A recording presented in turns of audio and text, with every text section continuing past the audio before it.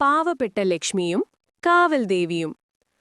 ഒരിടത്ത് ഒരു ചെറിയ ഗ്രാമത്തിൽ ലക്ഷ്മി എന്നു പേരുള്ള ഒരു പാവപ്പെട്ട പെൺകുട്ടി താമസിച്ചിരുന്നു. അവൾക്ക് അമ്മയും അച്ഛനും ഉണ്ടായിരുന്നില്ല. ആകെ ഒരു ചെറിയ കുടിലിൽ അവൾ ഒറ്റയ്ക്കാണ് താമസിച്ചിരുന്നത്. ലക്ഷ്മിക്ക് എന്നും കഷ്ടപ്പാടായിരുന്നു. ആഹാരം കണ്ടെത്താൻ അവൾ ദിവസവും കഠിനമായി ജോലി ചെയ്യണമായിരുന്നു. ആരും അവിടെ സഹായിക്കാനുണ്ടായിരുന്നില്ല. ചില കുട്ടികൾ അവളെ കളിയാക്കുമായിരുന്നു.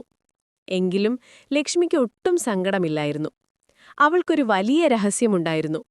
ഗ്രാമത്തിനടുത്തുള്ള ഒരു ചെറിയ കാവിൽ കുടികൊണ്ടിരുന്ന ഭഗവതിയെ അഥവാ ദേവിയെ ലക്ഷ്മിക്ക് വലിയ വിശ്വാസമായിരുന്നു. ദിവസവും വൈകുന്നേരം എല്ലാവരും ഉറങ്ങാൻ പോകുമ്പോൾ ലക്ഷ്മി കാവിലെത്തും. അവിടെയുള്ള ചെറിയ കൽവിളക്കിൽ അവൾ എണ്ണയഴിച്ച് തിരി കത്തിക്കും. ഒരു പൂവ് പോലും കൊടുക്കാനില്ലാത്തതുകൊണ്ട് അവൾ കണ്ണുകൾ അടച്ച് മനസ്സുകൊണ്ട് ദേവിയുടെ കാൽക്കൽ ഒരുപാട് പൂക്കൾ അർപ്പിക്കും.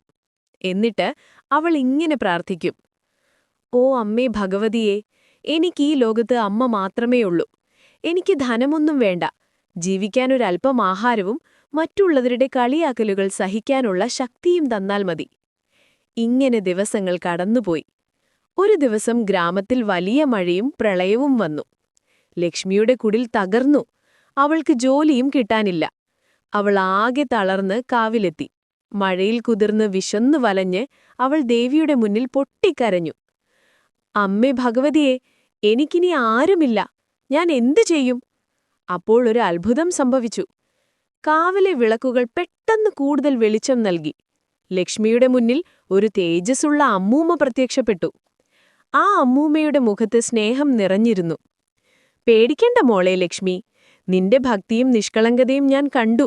എന്നെ എന്നും വിളക്ക് കത്തിച്ചു പൂജിച്ചത് നീ മാത്രമാണ്. ഈ ദുരിതത്തിൽ ഞാൻ നിന്നെ കൈവിടില്ല."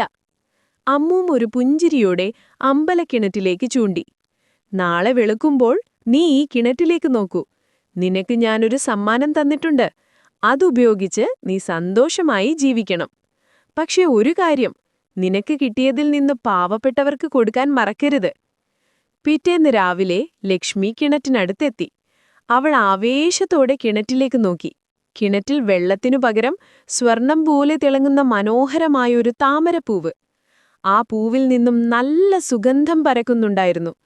ലക്ഷ്മി ആ പൂവ് ഭക്തിയോടെ എടുത്തു. അത് വിറ്റ് അവയ്ക്ക് ധാരാളം പണം കിട്ടി.